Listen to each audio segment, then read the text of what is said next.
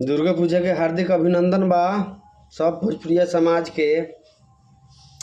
अब भैया दसई तो चलते बा, तो दसई में सब कोई के डर होला, लेकिन ओहू में हमार कुछ डाइन दीदी लोग बानू, वो लोग के बड़ा खुशी होला।